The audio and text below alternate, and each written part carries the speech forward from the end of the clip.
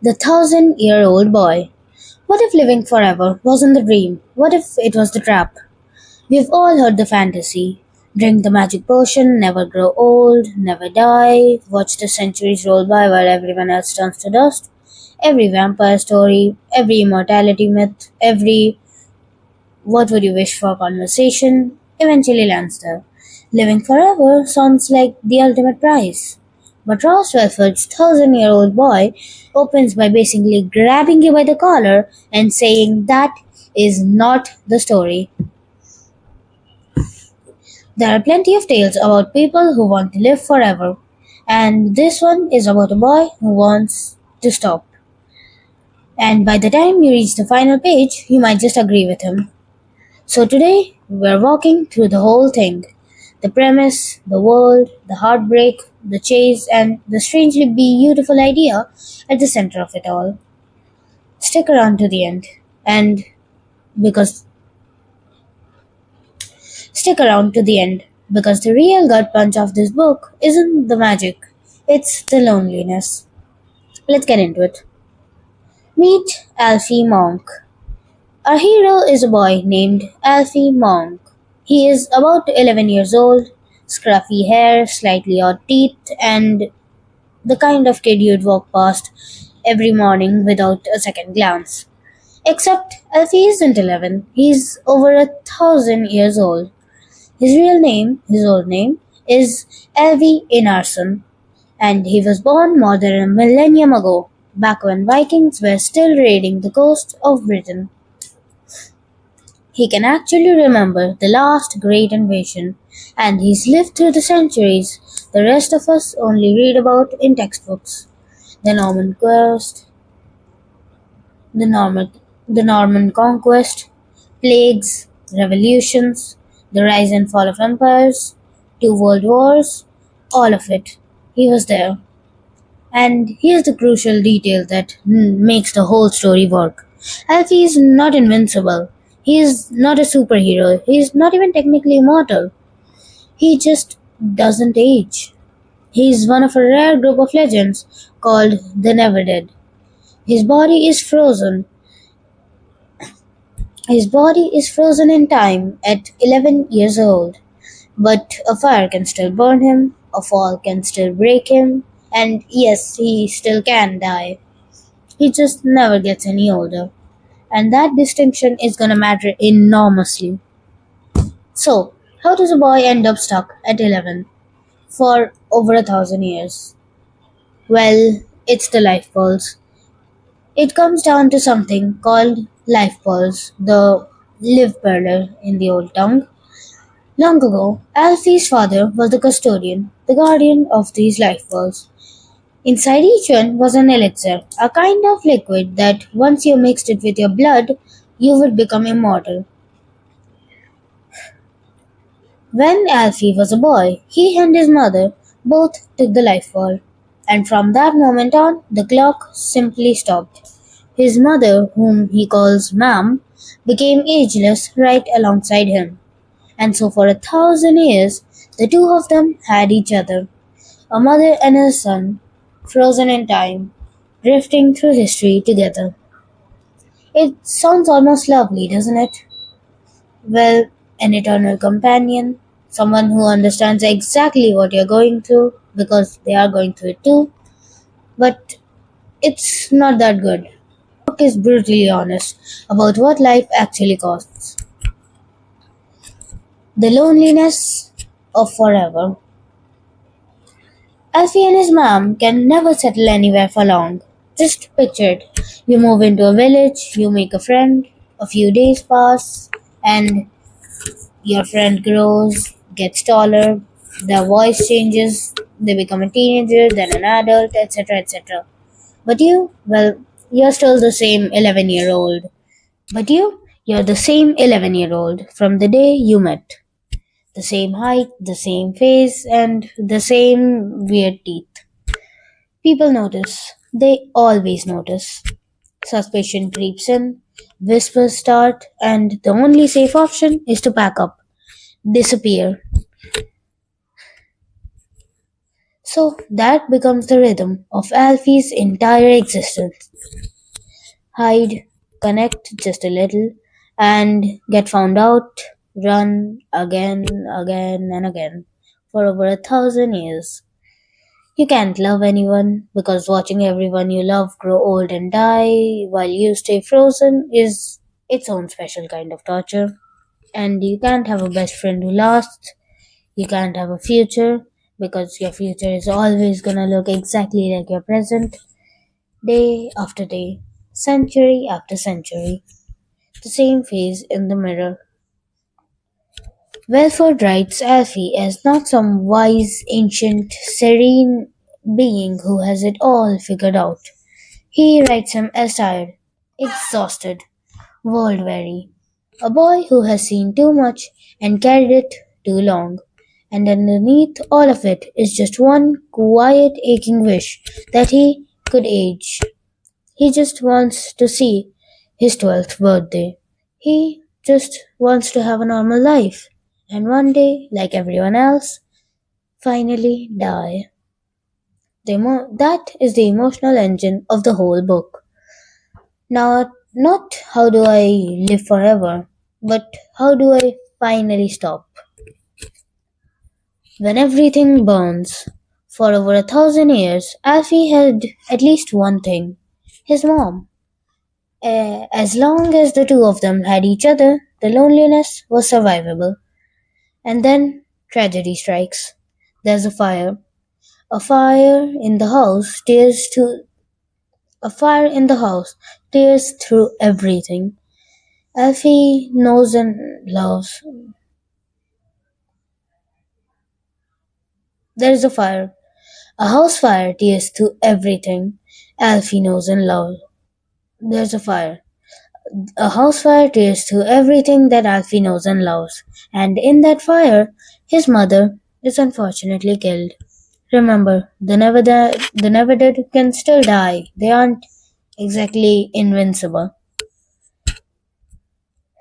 In a single night, Alfie loses the one person on Earth who truly understood him, the one across 10 centuries gone.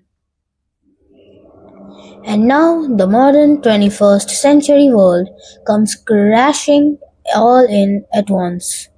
Alfie is left injured, traumatized, and suddenly horribly exposed. Because here's his problem.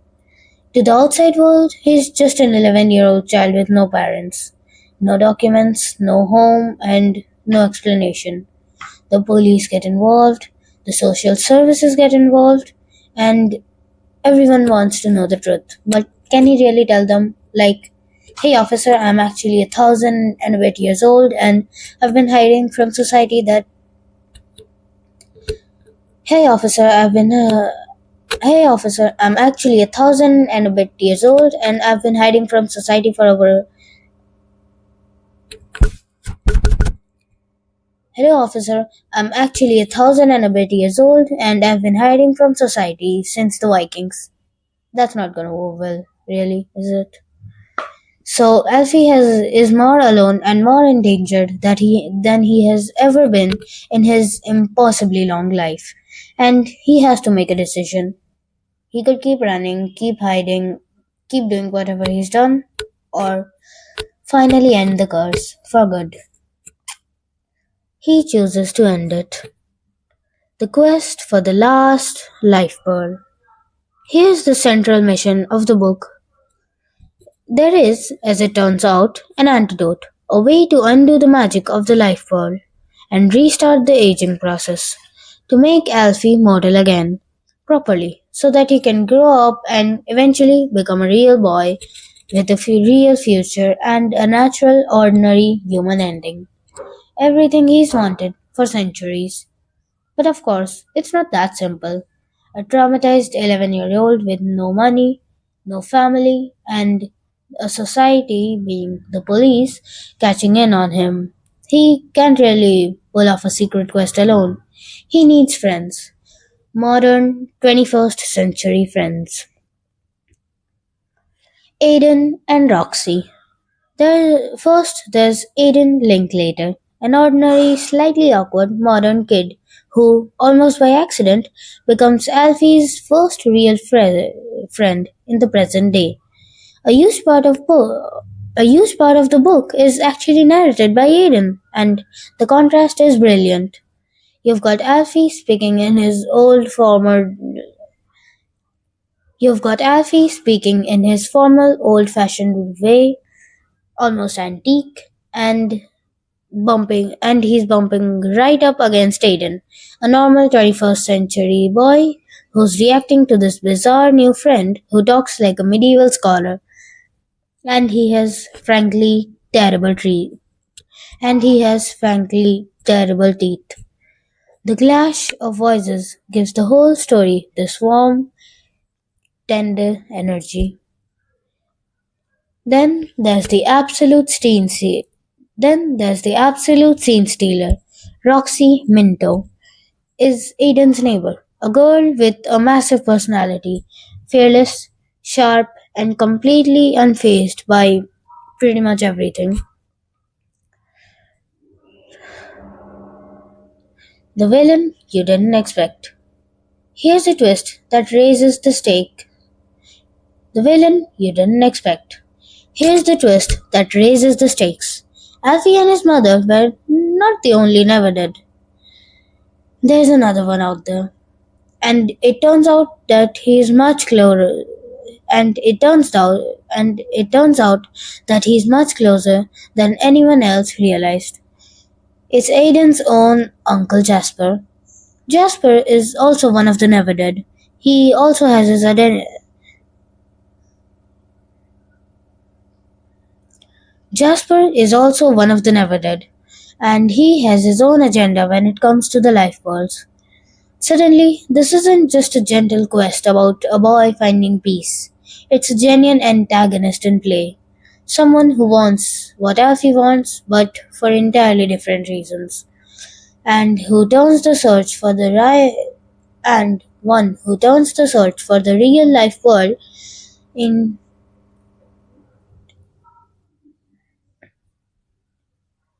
and who turns the search for the life world and who turns the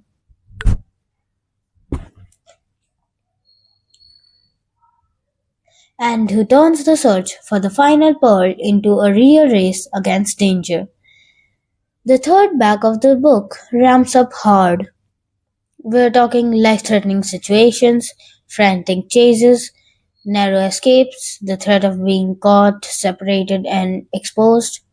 The cozy, melancholy tone of the early chapters give way to a genuinely thrilling and high adrenaline finale where everything Alfie has hoped for hangs in the balance. Three kids and one ancient secret.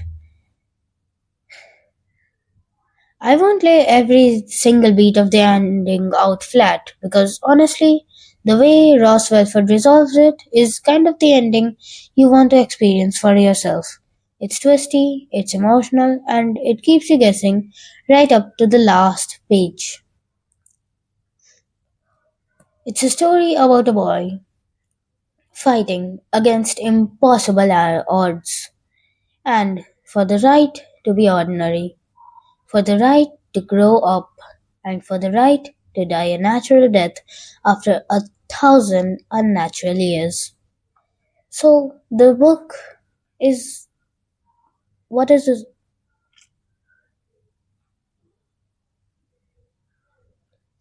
what is the book really about? So why does a children's adventure novel about a magic potion hit as hard as it does? Because underneath the Vikings and chases and the life pearls as well, the 1,000-year-old boy is asking one deceptively simple question. Would you actually want to live forever? And Ross Welford's answer is a quiet, devastating no. The book argues that the things that make life precious, friendship, love, growing, changing, just don't mean anything because they don't. The book argues that the things that make life precious, friendship, love, growing, changing, mattering to someone, they only mean anything because they don't last forever. One identical day, stacked on the next, forever. That wouldn't really mean, and that wouldn't really mean anything. It would just be repetition over and over. Alfie's tragedy isn't that he's gonna die someday. It's that for 1,000 years that he just won't. He'll never die. It's a beautiful story about grief, about losing the person who anchors your entire world, and somehow finding the courage to keep going and to open yourself back up to the other people when you know that they won't be around forever. Alfie has spent a millennium refusing to get close to anyone because his closeness only ends in heartbreak. And honestly, it's a wonderful book, a gentle way for young readers to think about death, not as something terrifying, but as natural and even necessary of what makes life life. If you've ever caught yourself wishing that you had more time, that the years should slow down, that you could just stay a little longer, the book has something to say to you. And it's not what you expect. Thanks for watching. See you in the next one.